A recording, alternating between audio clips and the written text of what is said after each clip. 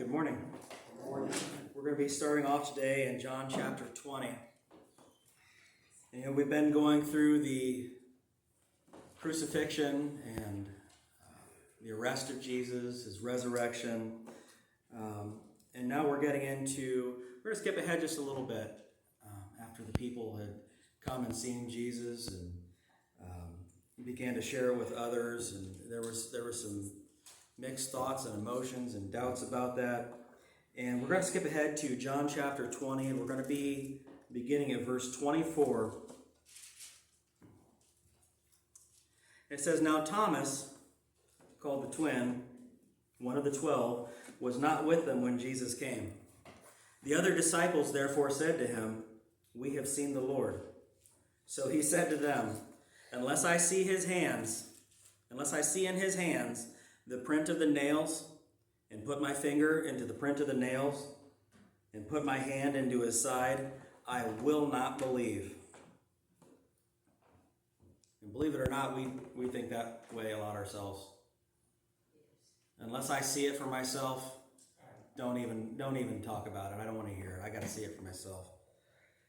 What's Thomas's nickname? What's everybody refer to him as? Doubting Thomas. There's so much to this man and so much that's happened in his life, and everybody's got it boiled down to this is a doubting person. How would we like it if we were forever immortalized as worst adjective we can think of about ourselves and then our name? You know, what if everybody referred to us as Liar Jim or Thief Bob? I'm trying to think of names that aren't of anybody here. You know, something random like a awesome and amazing and humble Josh. You know, all these things that could... No, but seriously, think of the worst thing that you could imagine being called that still has a little truth to it, and being remembered for that. And that's what... Did he come about getting that name? Because, well, we're going to see a little bit throughout this, but and it's not even a name that's given to him in the Bible. It's just a nickname that people have given because of what they've read in the Bible. He has a tendency. We don't know a ton about him. We know that actually just about everything we know from him is from the book of John. The other Gospels, Matthew, Mark, and Luke, they mention him by name when they're listing all the other names. They don't really have a whole lot of detail, or if any, about him. I don't believe any. I think it's pretty much all from John in a couple different places.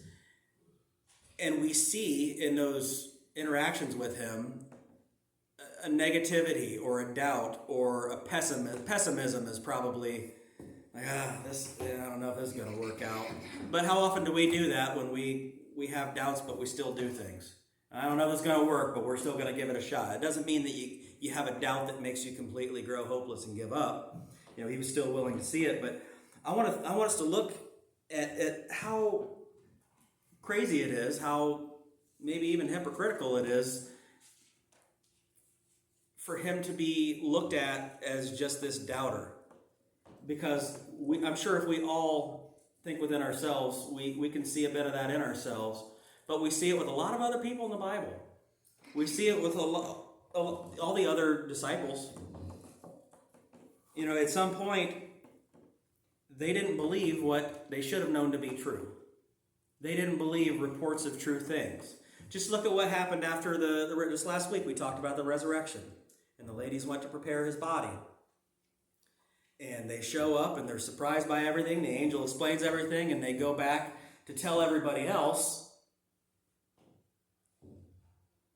And we don't have a story that they say where it says that they say, well, if he comes here and proves it, then I'll believe it, like Thomas did. But it says they doubted. It says they didn't believe. They all had a tinge of what Thomas had. He just vocalized it. We've got his exact words. I want to see those nail holes in his hands and his feet. I want to see that spear hole in his side. I want to be able to touch this for myself and know that it's him. He didn't say there's no way this is true. He said, I want to see some proof. And look at what some of the others said. Let's go through some of the other gospel accounts.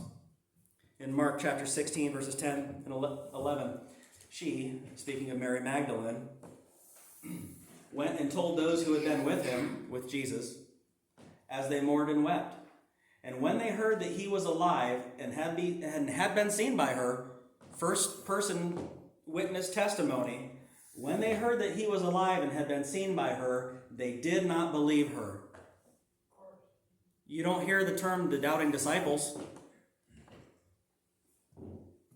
Verses 12 and 13. After that, he appeared in another form to two of them as they walked and went into the country. Remember the story of the men who were walking on the road to Emmaus, and Jesus appeared with them and walked with them and revealed himself to them. It says, and they went and they told it to the rest, the others disciples, but they did not believe them either. So these guys have gotten a report from Mary. They've gotten a report from these two witnesses that walked down the road with Jesus and spoke with him, and he revealed himself to them. And they didn't believe him either.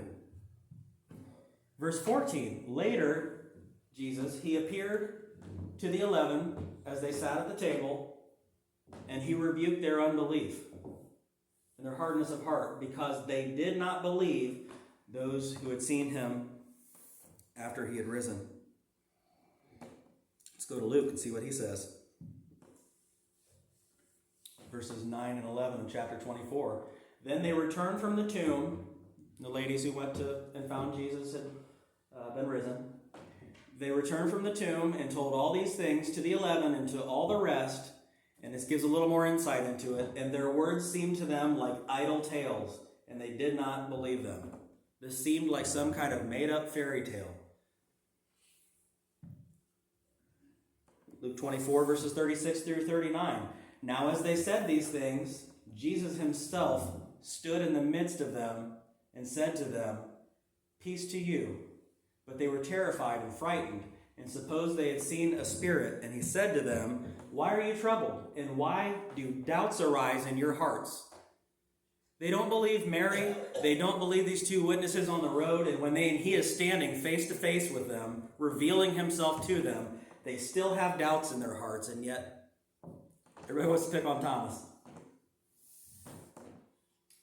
You know, let me go on. He says, "Behold my hands and feet, that it is I myself. Handle me and see, for a spirit does not have flesh and bones, as you see I have." Thomas said, "You know what? I'll believe it when I see it." And they saw it and still doubted. Maybe they doubted more than he did. Verses 40 and 41. When he had said this, he showed them his hands and feet. But while they still did not believe for joy and marveled, he said to them, "Have you any food here?" So apparently they're already starting to believe, maybe, but not enough that they're letting their hopes get up. He says not enough they didn't believe enough for joy. Maybe this is a thing, but I'm not going to start doing cartwheels and cheering because I still have doubts. I still don't know.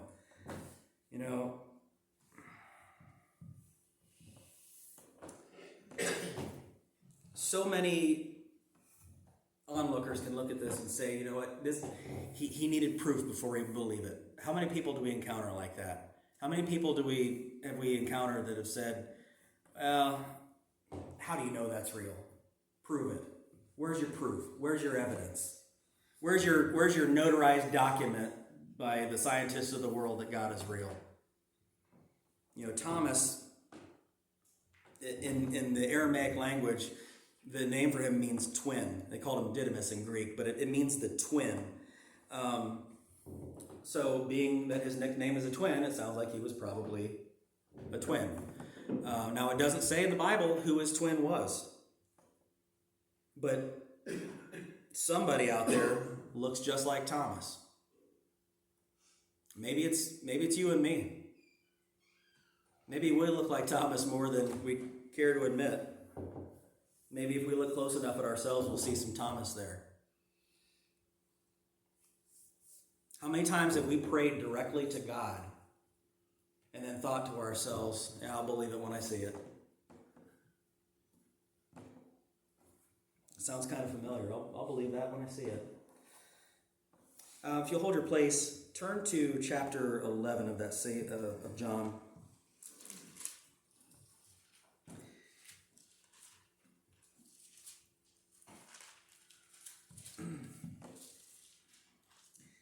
going to read a larger passage, but I want to start off with another encounter with another maybe misunderstood encounter with Thomas. And this is the story of Lazarus. We know this one well. It's the one where they came to Jesus saying, Lazarus is dying, come and heal him. He took about 4 days to get there. Lazarus was dead. And he came and he resurrected him. But in the meantime, these are the things that happened. And we see a little bit more of Thomas in this one as well. Verses 14 to 16, Jesus said to them, Lazarus is dead, and I'm glad for your sakes that I was not there, that you may believe. Nevertheless, let us go to him. And now he's not saying, I'm really glad I wasn't there because Lazarus is dead now. No, he's saying, because he says that you may believe. Because if Jesus had been there and healed him, that would have been amazing. But the fact that he died and Jesus did something bigger in returning him to life, that's going to bolster their belief all the more. So he says, you know what, Lazarus is dead. And then he goes on and he says, then Thomas, who is called the twin, said to his fellow disciples, what's Debbie Downer here got to say? Let us also go that we may die with him. He sounds like the kind of guy that you want to hang out with. You ever hang out with somebody that just finds the negative in everything? You ever see that old, used to be a sketch on Saturday Night Live called Debbie Downer, where every time somebody would say something, she'd say something that was kind of a bummer, and everybody just kind of get bummed out. And he says, Lazarus is dead. And Thomas is like, yeah, let's go too, I guess, so we can die with him. And that's not what he's saying. He's not trying to be a bummer here. He's not trying to say, well, Lazarus is dead, let's all just go die. Let's look a little more at the context of what he's talking about here.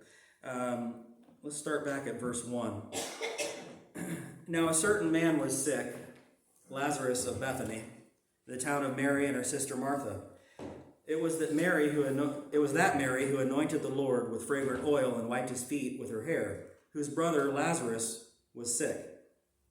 Therefore the sisters sent to him, saying, Lord, behold, he whom you love is sick. When Jesus heard that, he said, this sickness is not unto death, but for the glory of God, that the Son of God may be glorified through it. And we know from the story, knowing this well, that he does die a physical death, but it's temporary. He wasn't going to let that keep him in the grave, and through it, God was glorified through the actions Jesus took. But we haven't gotten there yet. Verse 5, now Jesus loved Martha and his sister and Lazarus. So when he heard that he was sick, he stayed 2 more days in the place that he was. Then after this, he said to the disciples, let's go to Judea again. Does that make sense? Somebody asked Jesus to go heal Lazarus, and it says he loved Lazarus, so he hung around for a couple days. If you love someone and you can heal them from a sickness that could kill them, you would think that they would rush. But he's taking his time. Everything's done in his timing, and it's done for a purpose. And he said, after this, he said to the disciples, all right, let's go to Judea again. And the disciples, look at this in verse 8, the disciples said to him, Rabbi, which means teacher, lately the Jews have sought to stone you, and are you going there again? See, Jesus was putting things off because this Bethany, this village of Bethany where Lazarus lived, it was right on the outskirts of Jerusalem. And we know that there were a lot of people who didn't like him too much. There was the Pharisees and this leadership that sought to kill him. He was a threat to their power. So he had powerful enemies there. As a matter of fact, I'm just going to skip back for just a second to the end of the chapter 10 before this. I wasn't going to cover this, but in verse 39, after he had been preaching to people, it says, therefore they, talking about the Pharisees and everyone, therefore they sought again to seize him, to seize Jesus, but he escaped out of their hand. They tried to, verse 31 says, then the Jews took up stones again to stone him. And we see that he's facing this situation in Jerusalem where people are trying to kill him. They want him dead. He knows he's going to die for us. He knows he's going to go to the cross for our sins, but he knows that it's not time yet. And we know that from the times that he said it is not yet the hour, it's not yet the time. And when the time did come, he said the hour has come. But this wasn't it yet. So in God's timing, he's waiting. He says, are you going there again? And Jesus said, I'm back in chapter 11, verse 9. After they said, hey, you're nuts, you got to go there and get killed. Verse 9, Jesus answered, are there not 12 hours in the day? If anyone walks in the day, he does not stumble because he sees the light of this world. But if one walks in the night, he stumbles because the light is not in him. These things he said, and after that he said to them, our friend Lazarus sleeps, but I go that I may wake him up. Now, obviously, there's this works on a physical and a spiritual level with this light and darkness analogy. If I'm walking around in broad daylight, I'm a little safer than stumbling around in the dark. I'm going to stumble. But there's also the spiritual light and darkness that can lead to steady walking versus stumbling. And think about what we heard from Thomas earlier. Jesus says Lazarus is dead, and Thomas says, let's go too, so we can die with him. Verse 12, then his disciples said, Lord, if he sleeps, he will get well. However, Jesus spoke of his death, but they thought he was speaking about taking rest and sleep. And that's the thing.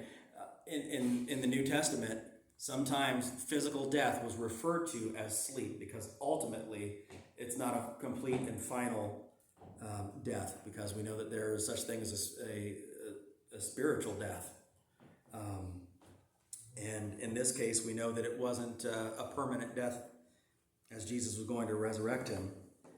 And then Jesus said to them plainly, from our passage here, Lazarus is dead, and I'm glad for your sakes that I was not there, that you may believe. Nevertheless, let us go to him. Who in this passage so far has been at risk of dying? Jesus. He's talking about going to a place where people wanted to kill him, and maybe everybody with him. So when Thomas said, let's go too so that we can die with him, he's not saying all hope is lost and let's just go curl up and die with Lazarus. He's saying even though Jesus is facing death, let's knuckle up and go with him, and if he's going to die, we're going to die with him. On a brief glance at this, it can seem like he's being this negative pessimist of, well, all hope is lost, let's just all curl up and die.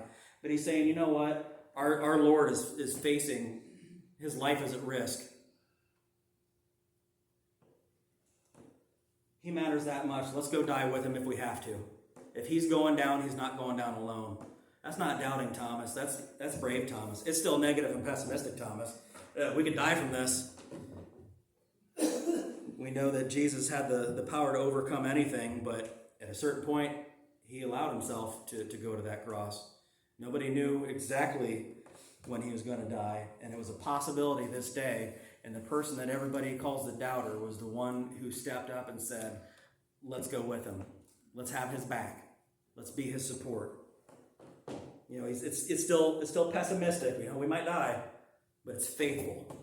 He's faithful in the face of fear. He's faithful in the face of his own doubts. This might not go the way I would like it to. This might be terrifying. This might be life-altering in a way that is hard or kills us. But he's worth it. Let's stick with him. So maybe it wouldn't be the worst thing in the world if we looked in that mirror and we saw a twin in ourselves of Thomas. Maybe it wouldn't be the worst thing in the world if we had that kind of commitment. Let's go back to John chapter 20 for a moment.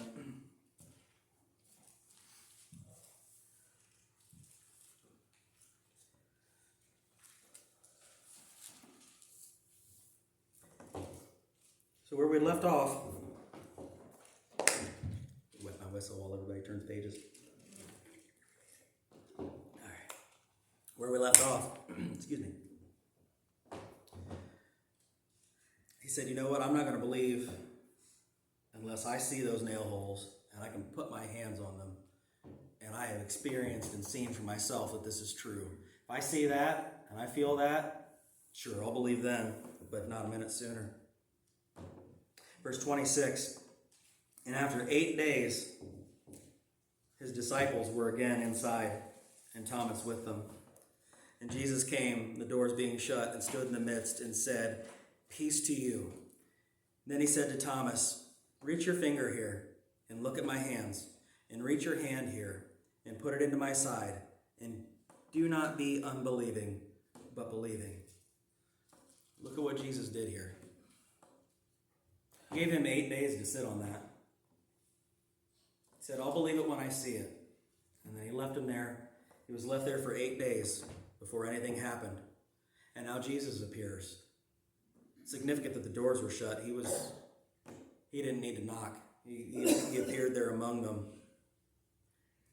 And he doesn't walk in and say, "I heard you don't believe in me." He didn't say, "I heard that I sent a message to you and I heard you doubted it. I heard you have doubts. I heard that you expect me to come prove myself." He didn't say anything like that, because he knows our hearts well enough to know that we're going to experience feelings like that. We're going to experience doubts. When maybe it's something that we've been praying for a really long time, for something good to happen, for something bad to let up, or whatever it is. No matter how faithful you are, sometimes that doubt will creep in and make you start questioning, what if? And it doesn't mean you start thinking, well, God can't do this. He's never going to do it. It means you're thinking, well, what if? Maybe this isn't what he wants. Maybe this has to happen for a reason. Maybe whatever. And we start questioning things. He knows our hearts. And he knows we struggle with these things. He knows that our flesh is weak, and sometimes those things are just too much to overcome. So he showed up and he showed compassion for someone who was doubting him, but he also demonstrated that he sees hearts, because he didn't show up and wait for Thomas to say, "Hey, come here and let me see your hands real quick." He didn't even give Thomas the opportunity to question him. He didn't sit back and wait for Thomas to say, "All right, let's prove this." He didn't even let him get into that position. He just showed up and offered reassurance to him. And that's what God does for us so many times. Sometimes we do need chastised. And if I need it, I hope he does it. It might not be fun. But he shows compassion. And he showed up that day with compassion. And he showed up, and the first thing he does is go straight to the one who's struggling with this and say, "Come here, let's clear this up for you. Let's put your heart at ease." Somebody, this isn't just a stranger. This is somebody who loved him and who was mourning his death. When you're going through a turmoil situation, when we go through that, we don't always think the most clearly in the first place. And Jesus is trying to strengthen and restore him despite any doubts that he may have had. He goes straight to him. "Reach your finger here, look at my hands, reach your hand here, put it into my side. Don't be unbelieving, but believing." Now, we see the outward person. God sees the heart. We don't always know what somebody else is doubtful of. Jesus does. And he wants to alleviate those things in us. He wants to heal those things in us. And that's what he did for Thomas. And this had obviously a massive impact on him, because look at his response. Verse 28. "And Thomas answered and said to him, 'My Lord and my God.'" And this is one of the most important things said by any of his disciples. Because Jesus had asked them plainly at different points, "Who do you think I am? Who do other people think I am? Who do people say that I am?" And they would say who people said that they thought he was. They would say who they thought he was. Some doubters outside would say, "Oh, maybe he's John the Baptist. Maybe he's Elijah." The disciples themselves would say things like, "You're the Son of God. You're Lord." This is the first time somebody said, "You are God." And we can't let that slip by about Jesus. He's the Son of God, but he's also God himself. He is fully God, and yet he is fully man. And this event had such an impact on Thomas that it just it overwhelmed him to the point where he blurted out that Jesus was not only Lord, but he was God himself. And Jesus said to him, Thomas, because you have seen me, you have believed. Blessed are those who have not seen and yet have believed. I would love, for when I want to share Jesus with people, to be able to take him with me to their house. How much simpler would things be if we could just say, hey, have you heard about Jesus? Here he is. You're going to love this guy. Here he is. But we live in a world where people can't see him walking around physically like they did back then. And the way God works, people can't always see him until they believe. God structured things in a way that, if you want to doubt God, if you want to reject him, if you want to just not believe in him at all, he'll let you. He'll let you not see it. Sometimes he would harden the hearts of people like Pharaoh so that they, from that point, couldn't see it. But if you do trust in him and if you do believe in him, that's when he starts really revealing himself to you. That's when he reveals himself to you within. The experiences that I've had with God, and that I'm sure many, if not all of you have, leave no doubt. When you feel him within and when you experience him within, there is not an ounce of doubt. When you're reading his word and he's speaking to your heart, every bit of doubt goes away. Because he shows himself to us. Even though we're not seeing it with our eyes, we're seeing it from within. Thomas, he said, I'll believe it when I see it. And buddy, he did. Because that's where it's not where his story ends in the Bible, but that's the last major significant thing we see of him interacting with Jesus within the Bible. But he didn't just go retire and hide himself from the world at that point. What did these men do? They went out and spread the gospel throughout the world, and this see it when I believe it had such an impact on his belief because Jesus proved himself to him so powerfully that a large portion of the world came to know Christ, came to hear and believe about him. He doesn't get talked about in his missionary journeys nowadays like people like Paul did, and a lot of the stories that we read from Acts of people going on their missionary journeys, because those are in Scripture. But just because something's not in the Bible doesn't mean we don't have historical record. And there's a lot of historical record of what Thomas went on to do after this. I'm going to read a little bit from some of that.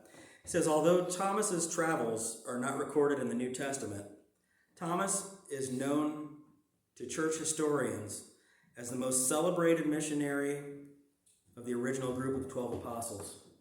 Few tourists, if any, would have the stomach to retrace the Apostle Thomas's footsteps. He left Jerusalem, he went through Syria, Iraq, and Iran. He went down the southwestern coast of India and up the southeastern coast of India, all the way to the city of Chennai, where Thomas was stoned to death for preaching the risen Christ. And some accounts actually say that he was killed with a spear too, so I don't know if there was a combination of things there. I just thought that was interesting that he wanted so badly to feel that spear hole on Jesus, and he may have gotten one himself. It says the places where Thomas traveled preaching the gospel are dangerous, foreign, and spiritually dark today, but so were they when Thomas originally traveled to them. Thomas, once the greatest skeptic among the 12, became one of the most celebrated missionaries of the group after having been persuaded beyond all doubt of the fact of the resurrection. Thomas planted churches in India which still remain to the present day. Think about that. Just under 2,000 years ago, he planted churches in India that you can still go to. A monument remains to this day on a hill outside Chennai to mark the site of Thomas's martyrdom, which is over 3,000 miles from Jerusalem. So think about how far he traveled. He didn't have plane tickets, he didn't have cars, and by the end of his missionary journeys, he had gone over 3,000 miles so faithfully that he took it to, he worked it to his death.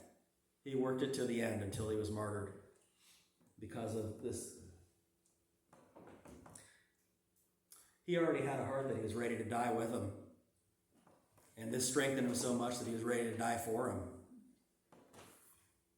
It says the only explanation for Thomas's unstoppable zeal and unshakable faith after his skeptical start is an experience just like that described in the 20th chapter of the Gospel of John. Maybe it wouldn't be so bad to look at ourselves and see that twin of Thomas. I saw something just after studying this. I saw something online. I think the FBC may have posted it. It was a graphic about missions work and things like that, and it showed a map of India, and it had a bunch of little red dots where the most concentration of the lost and unchurched people were. And I thought it was so interesting after reading this to see that he traveled down that southwest coast and up that southeast coast, and on this map that I saw, the northern part of it was the most unchurched. India is one of the most populated countries in the world, and this one man who people rip on as being this doubting guy had an impact for 2,000 years that has lasted. And we see all these countries that have a predominant other religion in them, and it's easy to think that Jesus isn't preached there or isn't known there. But we've got churches all over this world and missionaries all over this world, and there's more of a prevalence of the Christian church throughout the world than we realize. Because it's easy to look at a country and think, oh yeah, they're all Hindu, or they're all Buddhist, or they're all Muslim, and that's just not the case. And we got to remember that a lot of the people that we do have out in the field, missionaries and such, are in some pretty rough areas. Look at this pastor who just got taken at gunpoint in South Africa. Praise God, he was rescued. He was rescued? Yeah.